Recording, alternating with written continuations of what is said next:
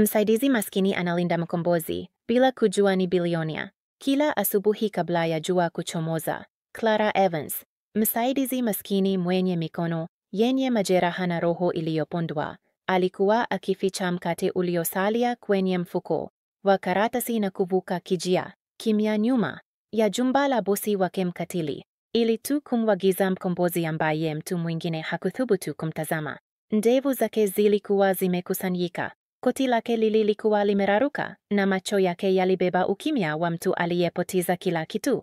Lakini kila wakati Clara alipopiga goti kando yake, akimlinda na baridi, kwa mikono yake inayotetemeka, alikuwa akisema kwa sauti ya chini, siku moja, wema kama wako utabadilisha kila kitu. Hakujua kamwe kwamba mkombozi aliyemlinda kwa vishada vyake vya mwisho alikuwa ni bilionia aliyejificha waziwazi.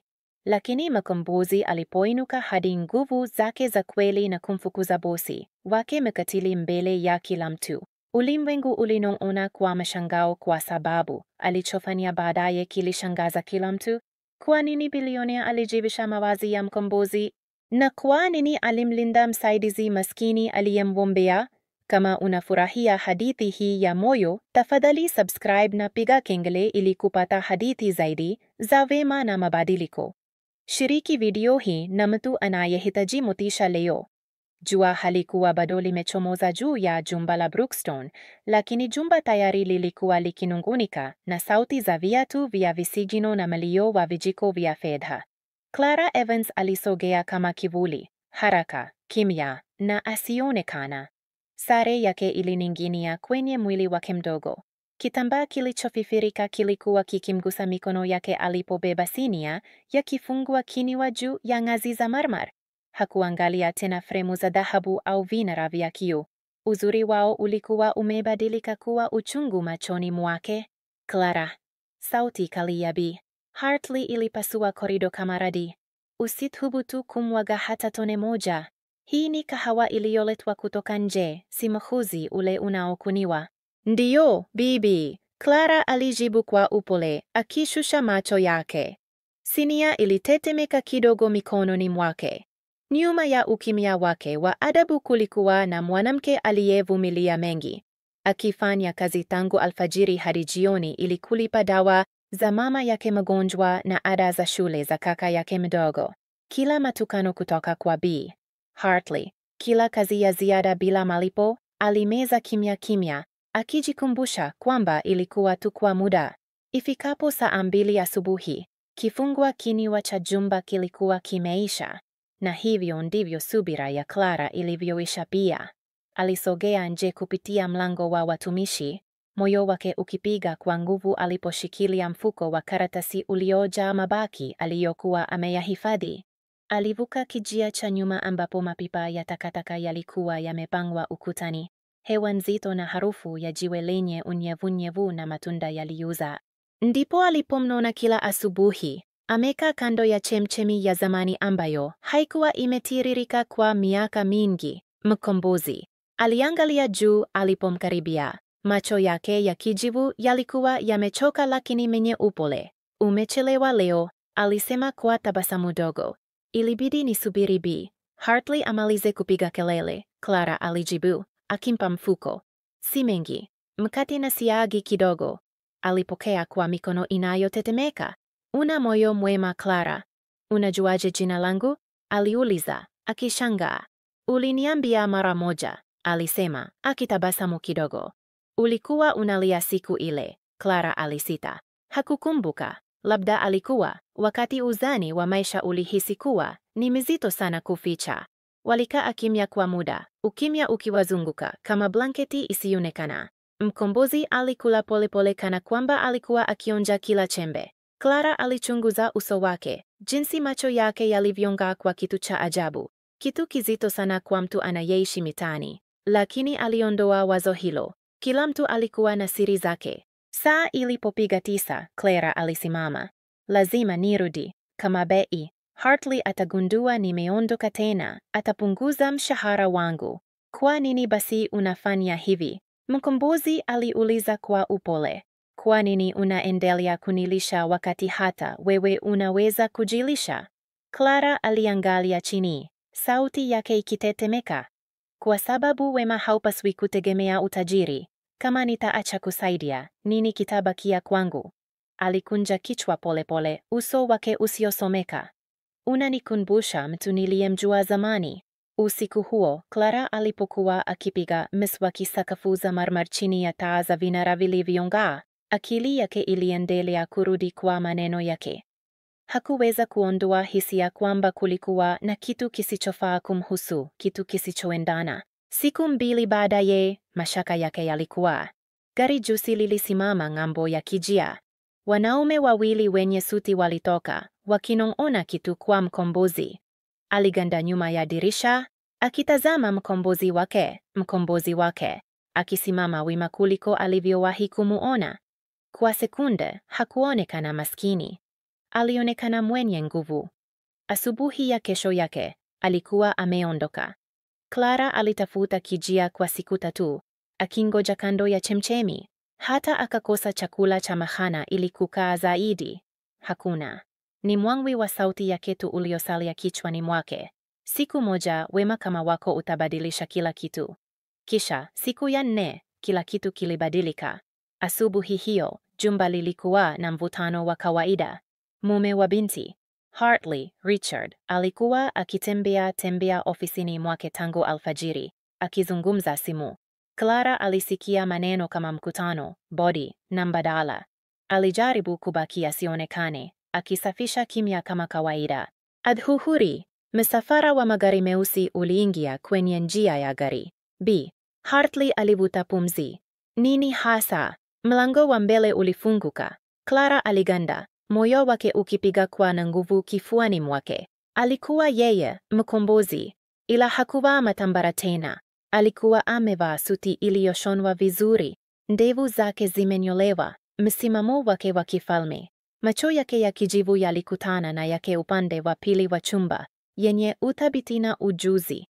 Mchana mwema, alisema kwa utulivu. Niko hapa kumuona Bu. Richard Hartley aliingia kwa hasira. Sauti yake ya kiburi. Wewe ni nani? Huwezi tu? Ninaweza, yule mwanaume alikatiza, sauti yake laini lakini yenye amri. Kwa sababu sasa ninamiliki kampuni hii. Chumba kilikuwa kimya.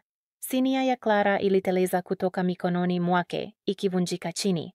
Mkombozi alimgeukia kwa upole, macho yake yakilaini. Ni nzuri kukuona tena Clara. B. Hartley aliangalia kati yao, akichanganyikiwa na hasira. Unamjua msaidizi huyu? Alitabasamu kidogo. Yeye ndiye sababu pekee ninaosimama hapa leo. Kila mtu aliangalia bila maneno. Magoti ya Clara yalihisi udhaifu. Ulimwengu wake ukainama. Ni nani hasa yule mwanaume aliyekuwa akimwagiza nyuma ya jumba hili? Na nini kingetokea sasa kwamba mkombozi aliyemlinda alikuwa amerudi kama bilionea mwenye nguvu ya kuharibu ulimwengu wa bosi wake mkatili? Ukimya kwenye ukumbi mkuu wa nyumba ya Hartley uliinuka kama kioo tayari kuvunjika. Kila mtumishi aliganda, kila mnong'ono ulikufa, kila jisho lilikaza kwenye mwanaume ambaye zamani aliomba chakula nyuma ya jumba. Lakini sasa, amevaa suti ya makaa iliyoshonwa vizuri na viatu vilivyosuguliwa, alitoa nguvu ya kimya. Moyo wa Clara ulipiga kwa uchungu kifuani mwake. Hakuweza kupumua. Mkombozi aliyemwagiza nyuma ya kijia alikuwa sasa amesimama mbele ya bosi wake, akizungumza kama mwanaume aliyezoea kutoa amri kwa vyumba vyenye watu wengi. Richard Hartley alikonyeza kwa haraka, uso wake ukiwa mwekundu. Unamiliki kampuni hii? Haiwezekani. Mimi nilijenga dola hili. Yule mwanaume alitabasamu kidogo, uso wake wa utulivu, lakini uliokuwa na kitu cha hatari. Marekebisho, Bu Hartley, ulisimamia vibaya. Mimi nilijenga kabla hujachukua nafasi yako. Unaweza kukumbuka jina Alexander Reed? Jina hilo liligonga chumba kama radi. Hata B. Hartley alikauka. Alexander Reed, bilionia aliyepotea baada ya kashfa ya uunganisho wa kampuni yake. Alexander alikunja kichwa polepole. Ndio sahihi. Macho yake yaliguka kwa muda mfupi kwa Clara, na kitu kizuri kiliangaa machoni mwake. lakini sikupotea. Niliondoka ili kuona ulimwengu kwa jinsi ulivyo kweli, kuelewa watu wanaosimamia na watu wanaoteseka chini yao. B. Hartley alidharau. Hivyo ukawa mkombozi? Nilikuwa binadamu, alijibu, sauti yake baridi. Na iliniongoza hapa kwa kijia chako, kwa msaidizi wako.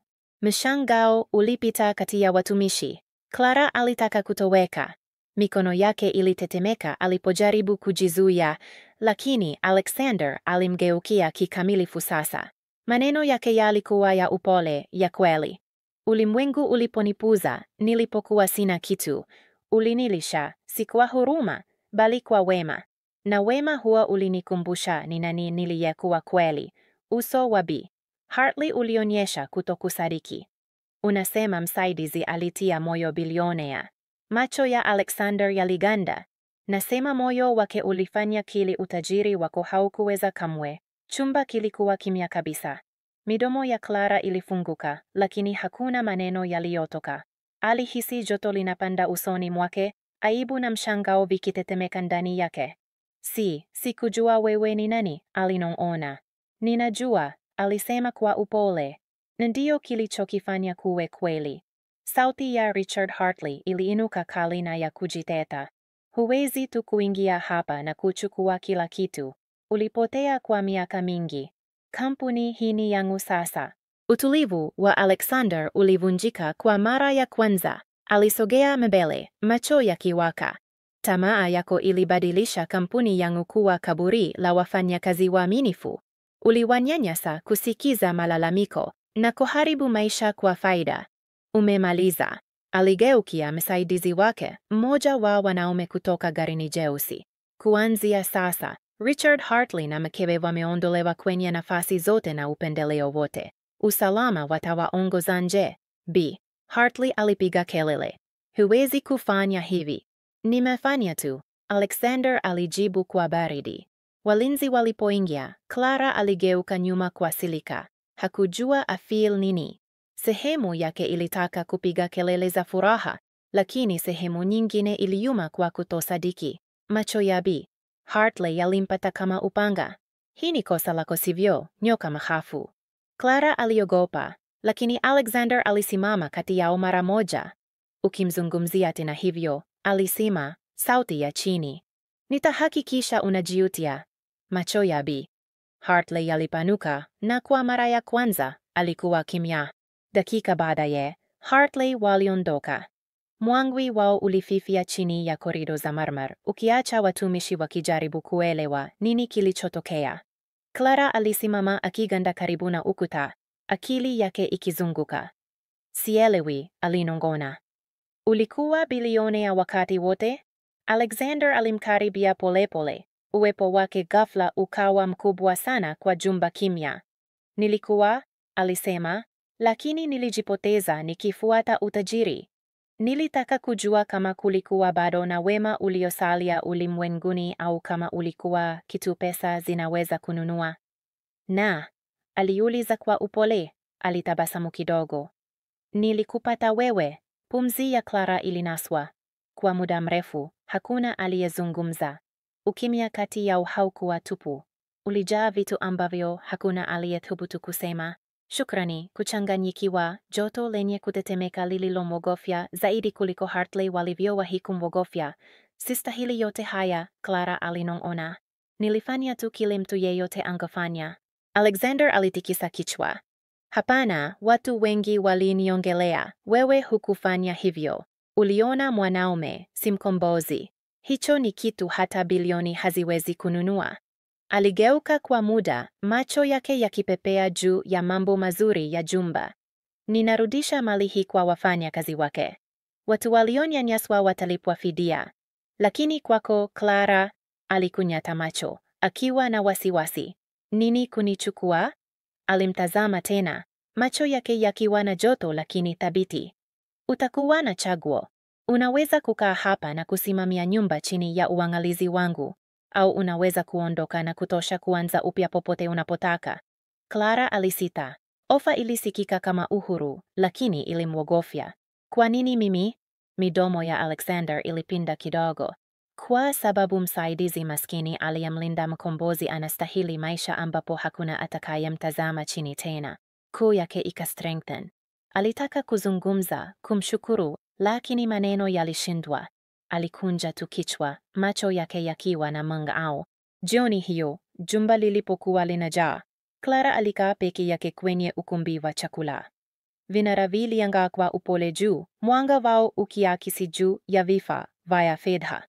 Chumba kile kile ambacho zamani alishutumiwa sasa kilihisi kama ulimwengu mwingine. Kupitia madirisha marefu, aliona Alexander akisimama kwenye ua, akizungumza na wasaidizi wake. Jinsi alivyojibeba, mamlaka katika ishara zake haikuweza kukosewa. Lakini alipogeuka na kumuona akitazama, alitabasamu kwa njia ile ya unyenyekevu aliyoijua kijijini, na ndipo ilimpata. Mwanaume aliyemwambia hakuhitaji kuokolewa kweli. Lakini kwa namna fulani alimuokoa hata hivyo. Bado swali moja lilikataa kumwacha akilini mwake, likimwongea nyuma ya mawazo yake. Kwa nini alijificha kama mkombozi kwanza? Na ni siri gani yenye nguvu ya kumsababisha bilionea kuchagua kuishi kama maskini? Upepo wa usiku ulipeperuka kwa upole kupitia bustani ya jumba la Brookstone. Chemchemi ambayo ilikuwa kavu kwa miaka mingi sasa ilitiririka tena, ishara ya kimya ya mabadiliko. Clara alisimama karibu na dirisha, akitazama maji yakiinuka chini ya mwezi, lakini amani ilikuwa kitu cha mwisho alichohisi. Akili yake ilichukua na maswali, mengi yao yakizunguka mwanaume mmoja. Alexander Reed, bilionea aliyeishi kama mkombozi aliyekuliwa na vishada alivyompa kila asubuhi. Na mwanaume ambaye macho yake sasa yalimfuata kana kwamba alikuwa amemjua maisha yake yote. Alipogeuka, alimkuta amesimama mlangoni. Mwanga uligusa kovu dogo kwenye taya lake, kikumbusho pekee cha maisha magumu. Alionekana tofauti sasa, amenya ndevu na mwenye nguvu. Lakini alipobasamu, ilikuwa joto sawa la upole alilolikumbuka. Unapaswa kupumzika, alisema kwa upole. Siwezi, Clara alikiri. Kuna mengi sana nisiyoelewa. Alexander alisogea karibu, sauti yake ya chini. Basi uliza. Alisita. Kwa nini? Kwa nini bilionea angejifanya kuwa mkombozi? Nini kingekufanya ufanye hivyo? Aliangalia mbali yake kuelekea chemchemi ya mwezi, na kwa muda mrefu hakujibu. Alipungea hatimaye, sauti yake ilikuwa ya kimya, dhaifu hata. Kwa sababu nilisahau inahisi vipi kuwa binadamu. Kipaji cha Clara kilikunja. Unamaanisha nini? Alipumua kwa nguvu, macho yake yakiganda. Miaka 5 iliyopita, nilimpoteza mke wangu, Emily. Alikuwa kila kitu mimi nisilolikuwa, mpole, msaidizi, mwenye miguu ardhini. Aliamini utajiri ulimaanisha chochote kama haukuweza kusaidia watu. Nilikuwa na shughuli sana kujenga dola langu ili kusikiliza. Kisha alikuwa ameondoka. Ajali ya gari. Dereva wangu alikuwa amelewa. Nilikuwa nchi nyingine nikitia sahihi mkataba. Moyo wa Clara ulikamata. Pole sana. Alexander alitoa tabasamu tupu. Usiwe na pole. Nilimuua kabla ya ajali nilipochagua tamaa juu ya upendo. Baada ya mazishi, sikuweza kuhimili mwonekano wangu mwenyewe. Majumba, magari, ndege za kibinafsi, yote yalionekana kama makumbukumbu ya mwanaume ambaye sikutaka kuwa tena. Alisita, macho yakiwa na mng'ao chini ya mwanga wa kimya. Kwa hiyo, niliondoka, nikawapa bodi yangu udhibiti, nikapotea. Nilitaka kujua inamaanisha nini kukosa chochote, kuona kama kulikuwa bado na huruma iliyobaki ulimwenguni. Sauti ya Clara ilitetemeka, na ukanikuta mimi. Alikunja kichwa polepole. Ulinipa chakula. Lakini zaidi ya hayo, ulinipa kitu ambacho sikuhisi kwa miaka mingi, amani. Hukuuliza chochote kwa kubadilishana. Uliniangalia kama mtu, si hadithi iliyovunjika. Machozi yalijaza macho ya Clara. Nilidhani tu ulikuwa wa peke yako. Nilikuwa, alikiri, lakini si kwa njia unayodhani. Kwa muda, ukimya ulining'inia kati yao. Kisha Alexander alitembea kwa chemchemi, mikono yake mifukoni. Unajua niligundua nini nilipokuwa nikiishi mitaani? Ulimwengu unasogea haraka, haraka sana kutambua wale wanaoanguka nyuma. Wewe ulikuwa mmoja wa wachache waliosimama kutazama. Clara alisogea karibu, akivutwa na kitu ambacho hakuweza kulieleza. Hauhitaji kujihadhibu milele, Alexander. Alimtazama, macho yake yenye uthabiti. Labda hapana, lakini ilibidi nielewa thamani ya nilichopoteza kabla ya kujenga kitu chochote. Alichunguza uso wake, kisha sauti yake ikilainisha. Nilipokuona asubuhi ile ya kwanza, nilidhani ulikuwa kama wengine, mtu ambaye angegeuka. Lakini uliposhiriki chakula chako, kitu kilibadilika. Kwa mara ya kwanza, nilitaka kuishi tena. Kifua chake kilikaza. Sikudhani tendo dogo lingeweza kumaanisha hivyo. Lilimaanisha zaidi ya unavyoweza kujua kamwe, alisema. Kwa sababu liniokoa. Wakati wa kimya ulipita. Hewa ya usiku ilihisi imejaa hisia zisizozungumzwa. Kisha kwa upole, Clara alisema, unaendelea kusema nimekuokoa, lakini labda ulitakiwa kuniokoa mimi pia. Alikunja uso kwa upole. Unamaanisha nini? Aligeuka, akipiga kope machozi. Uliona jinsi walinivyotendea hapa. Nilidhani ningekwama kwenye mzunguko huo milele, kupiga mswaki sakafu, kushikilia pumzi yangu kila mtu anapopiga kelele. Lakini leo, ulipoingia na kuwakabili, ilikuwa kama kutazama haki ikijahe. Uso wa Alexander ulalaini. Basi labda tuliokoana. Clara alitabasamu kidogo, akipangusa chozi. Labda. Lakini walipokuwa wamesimama pale, ukimya kati yao ulibadilika tena. Wa kina zaidi, mzito. Mvutano wa kimya hakuna aliyethubutu kulitaja. Alexander hatimaye alizungumza, sauti yake ya chini. Clara, nataka nikusonyeshe kitu kesho. Kitu hakuna mwingine amechuna. Ni nini? Aliuliza. Alisita. Mahali panapoeleza kila kitu nilichocho mimi na kila kitu ninachojaribu kurekebisha. Alikunja kichwa polepole. Basi nitakuja. Alipogeuka kuondoka, aligusa mwonekano wa kitu dhaifu machoni mwake. Hofu. Haikuwa hofu ya kukataliwa, bali ya kuonwa kwa kina sana. Baada ya kuondoka, Clara alikaa karibu na dirisha, moyo wake mzito na mzima kamili. Usiku ulimwongea, ukibeba maswali ambayo hakuweza kujibu. Kwa nini ilihisi kama hadithi yake haikuisha? Na kwa nini alihisi kwamba chochote alikuwa karibu kumuonyesha kesho kingebadilisha maisha yao wote milele? Chemchemi ilikoroma kwa upole gizani. Lakini chini ya sauti hiyo ya amani, kitu kingine kilikuwa kikichochea. Siri iliyozikwa kwa muda mrefu ikisubiri kujitokeza. Kwa sababu kwa kweli, kurudi kwa Alexander haikuwa tu kuhusu shukrani. Ilikuwa kuhusu ukombozi, na alfajiri inayofuata ingeonyesha kama ukombozi ungeweza kuponya kile hatia ilichokwisha kuharibu, au kama majeraha mengine yalikusudiwa kuendelea kudonda milele. Narkavar sehemu ya tatu. Mwanga wa asubuhi ulipita kupitia madirisha marefu ya kioo ya jumba la Brookstone, ukipaka sakafu za marmar kwa dhahabu. Ulimwengu nje ulikuwa kimya, lakini ndani ya kifua cha Clara, moyo wake ulikimbia kwa wasiwasi. Alexander alikuwa amemwomba kukutana naye kwenye ukingo wa mji, mahali alipoita mwanzo wa kila kitu. Alifika alfajiri, hewa ikiwa na umande. Gari jeusi lilisubiri karibu na lango la chuma la zamani. Alexander alisimama kando yake, jaketi yake la suti likining'inia, tai lake limefunguliwa. Hakuonekana kama bilionea ambaye kila mtu sasa alimwongea. Alionekana kama mwanaume aliyekuwa amempata akitetemeka kijijini. Aliyeteswa, mnyenyekevu, binadamu. Uko tayari? Aliuliza. Clara alikunja kichwa. Tunakwenda wapi? Alitoa tabasamu dogo. Nyumbani. Safari ilikuwa ndefu na kimya, ikipinda kupitia barabara nyembamba ambazo hatimaye zilifunguka kwenye mali kubwa iliyosahauliwa. Lango lilifunguka kwa sauti, likionyesha yatimkhana iliyochaka iliyofichwa kati ya miti iliyokuwa. Rangi ilikuwa imeondoka. Uwanja wa kuchezea ulikuwa umezika na wakati. Mahali hapa, Clara alinong'ona. Ni nini? Alexander alitoka nje na kuangalia jengo kama alikuwa anakabili mzimu. Mahali nilipokuwa, alisema kwa kimya. kabla ya pesa, kabla ya jina Reed kumaanisha chochote. Macho ya Clara yalipanuka. Ulilelewa hapa? Alikunja kichwa.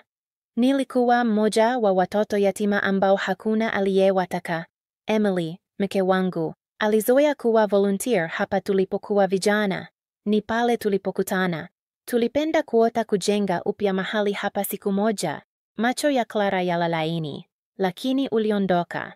Niliondoka kwa sababu nilidhani pesa zingeweza kurekebisha kila kitu. Sauti yake ilivunjika kidogo. Nilijenga nyumba ndefu, makampuni, mali, lakini nilisahau mahali hapa. Baada ya kifo cha Emily, nilirudi mara moja. Paa ilikuwa ikianguka, watoto waliondoka. Ilihisi kama roho yangu ilikuwa ikiporomoka pamoja nayo.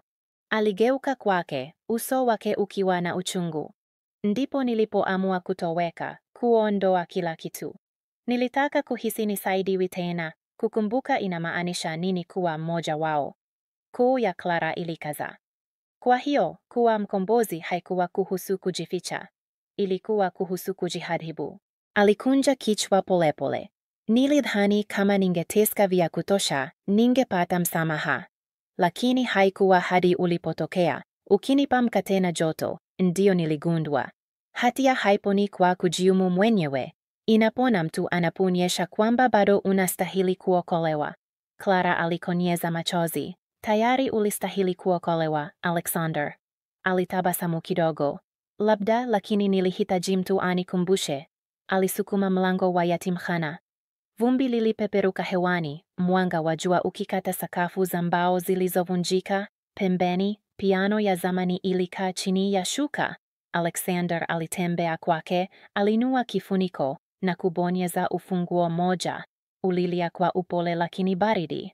Nilizoea kucheza hii na Emily, alisema. Sauti yake ni manong'ono. Alisema muziki ungeweza kufanya hata mioyo iliyovunjika ihisi peke yao. Clara alisogea karibu. Unaweza kujenga mahali hapa tena. Kirudi kwa watoto wanaohitaji. Ndiyo kwa nini nilikuja nawe hapa, alisema, akimgeukia. Nataka uisimamie. Clara aliganda. Mimi? Unaelewa.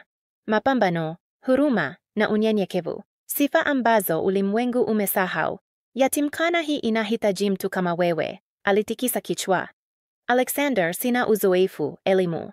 Alisogea mbele, macho yenye uthabiti.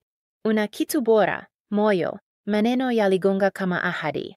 Nitaweka fedha, aliendelea. Lakini wewe utakuwa moyo wa mradi huu. Mahali hapa inastahili jina jipya na mwanzo mpya. Macho ya Clara yalijaa. Kwa nini unafanya hivi kwa ajili yangu? Alitabasamu kwa upole. Kwa sababu msaidizi maskini aliyemlinda mkombozi anastahili kuona kile wema wake ulijenga. Uzito wa uaminifu wake ulivunja kuta zake. Machozi yalimwagika kwenye mashavu yake. Sijui cha kusema. Sema ndio, alinong'ona. Alifanya hivyo. Katika wiki zilizofuata, yatimkhana ilibadilika.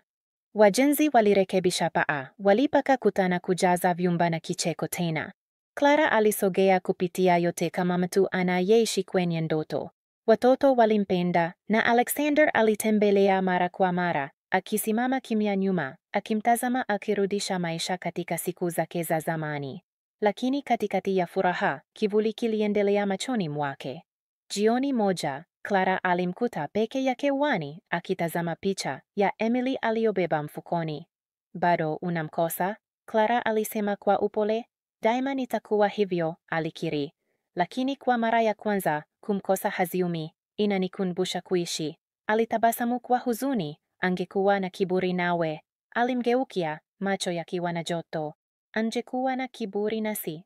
Jua likatua lilipofunika ua kwa dhahabu. Alexander aliingia kwenye koti lake na kumpa bahasha. Ndani kulikuwa na hati.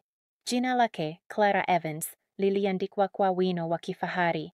Aliangalia juu kwa mshangao. Hii ni yako, alisema kwa kimya. Yatimkhana, msingi, kila kitu kilichounganishwa nacho. Sauti yake ilivunjika. Alexander, siwezi. Unaweza, alikatiza kwa upole. Ulinipatia mkate ulipokuwa huna chochote. Sasa ninakuletea urithi uliojengwa juu ya wema ule ule. Ulinifundisha kwamba utajiri haumaanishi chochote kama hauinui mtu mwingine. Machozi yalipofusha maono yake. Ulibadilisha maisha yangu. Alitabasamu kidogo. Ulibadilisha yangu kwanza. Walisimama pale kimya, mwanga wa dhahabu ukiwazunguka. Kwa mara ya kwanza kwa miaka mingi, Alexander alionekana na amani. Mkombozi alikuwa amekuwa bilionea tena. Lakini kwa kweli, alikuwa amekuwa kitu kikubwa zaidi. Dar Erikthas, hitimisho jioni ilipozidi. Kicheko cha watoto kilirejesha kupitia vyumba vya nyumba ya Emily Grace iliyopewa jina jipya. Clara aliwatazama wakicheza, moyo wake ukiwa mzima. Alexander aligeuka kuondoka, silueti yake ikiwekwa kwenye jua lililofifia. Utakwenda wapi sasa? Aliuliza. Alitabasamu. Popote nitakapohitajika ijayo. Ulimwengu umejaa mahali paliyovunjika, Clara, na sasa ninajua jinsi ya kuyajenga upya. Alisogea mbele, machozi yakiwa na mng'ao machoni mwake. Usisahau kurudi. Alimtazama kwa muda mrefu, macho yake yakiwa na upole. Singeweza hata kama ningejaribu. Gari lake lilipotea chini ya barabara inayopinda. Clara alisimama mlangoni wa yatimkhana, akihisi uchungu wa kwaheri na joto la mwanzo mpya. Msaidizi maskini alikuwa amemlinda mkombozi, bila kujua alikuwa bilionea. Lakini mwishoni, mkombozi alikuwa amelinda yeye pia kwa kumpa kitu kikubwa zaidi kuliko utajiri, kusudi, urithi, na upendo ambao ungeendelea kuishi kimya, kama sala iliyosemwa kwenye upepo, ikumbukwayo milele katika mioyo ya wale wanaoamini kwamba wema, haijalishi ni mdogo kiasi gani, unaweza kubadilisha ulimwengu.